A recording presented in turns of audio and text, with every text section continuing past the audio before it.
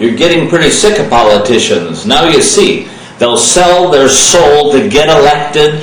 They'll back Israel. They'll close their eyes. They'll get people mad at us for doing things that we in America, in our Bill of Rights, wouldn't even think of doing. Do you see that White House? Eisenhower, when he came back after the Second World War, he set things right. When Ariel Sharon went into the Sinai, he said, stop in 2 days. And there was not a war in the Middle East. When 8 little black children wanted to go to a school in Alabama, and the policemen took off their badges, the National Guard went in there, and God damn it, those children went to school. Until this day, black children are going to schools in every southern state. It's not even thought of anymore. But we needed an outsider like Eisenhower to do it. These politicians, everybody in Congress, everybody running for president, I don't care if they're Republican, I don't care if they're Democrat, I don't care if they're independent, they all have sold their soul to the devil. In this case, the devil is AIPAC. They made an example of a black, wonderful, beautiful person,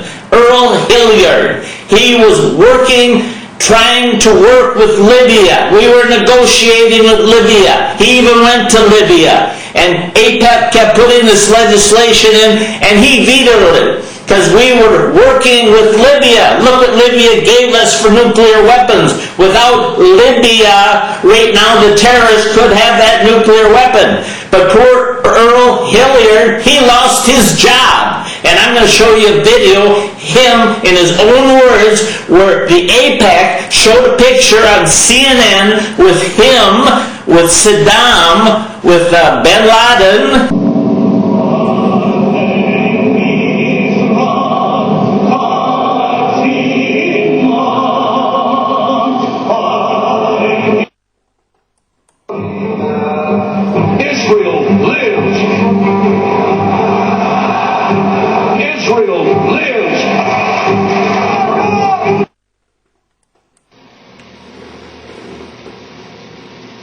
I think that our objective is to always let our elected officials know that A, we do support Israel, and that if anyone comes against Israel in a malicious way, we would do everything in our power to see that that was their last term in office.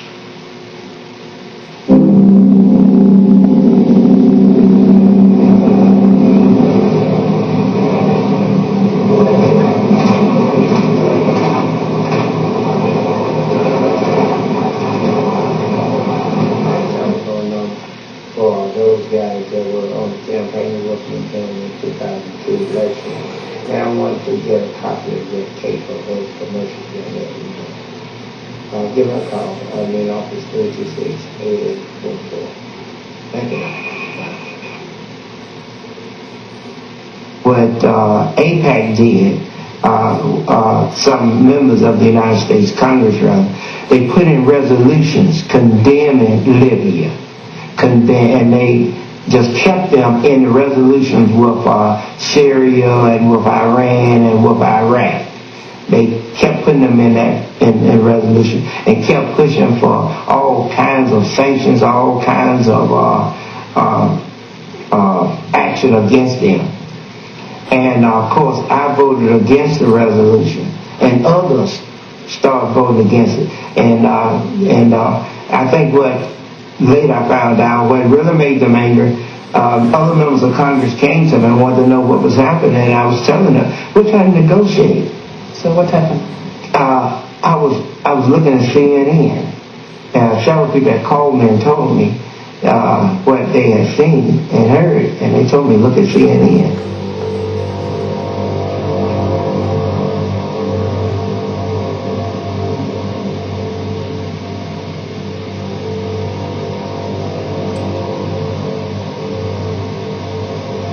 And they flooded the radio and TV with commercials. Those commercials, and you have to understand the mode that the country was in. We had just gone through 9/11, and most Americans didn't know Hussein from Gaddafi or Gaddafi from bin Laden. They didn't know the difference. They all saw them as the same. And the commercial, or many commercials, put me whooped in. saying I support. See what AIPAC did? They made an example of Earl Hilliard. They put him with Saddam. They put him with bin Laden. They made him look like he is a terrorist. They made an example so no one else would go against AIPAC with their money, with their donations. They flooded the news. And this man, this beautiful black man, this wonderful congressman, he lost the election because AIPAC Support and finance international terror network. And had image of the airplanes flying into the World Trade Center. Controversial, is it? I tell you, I was dropping rapidly in the polls. We had continued polling. I was dropping rapidly in the polling. I tell you, you have to admit it was well planned and they executed it. The afterthought is that, my goodness, they had it together. I lost the election.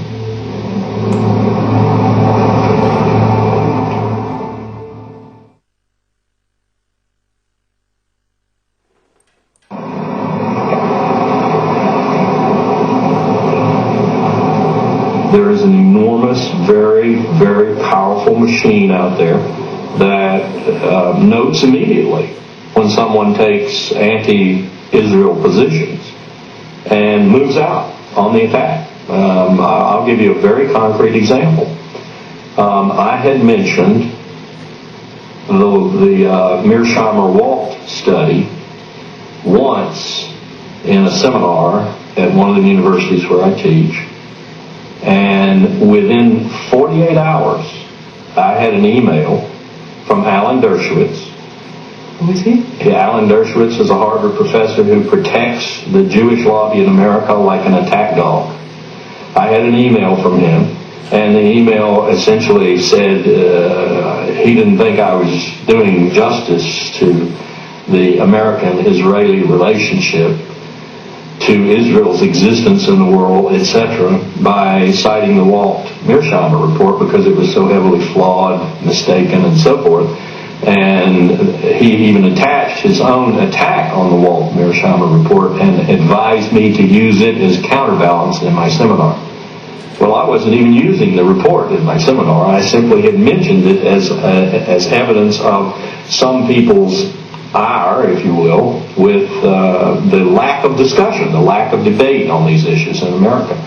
And within 48 hours, I had one of the attack dogs for the Jewish lobby coming after me. But how could he know this? There are people all over America, on campuses all across America, who are set up to do just what he did, to protect the interests of Jewish Americans, and particularly the interest of Israel in America.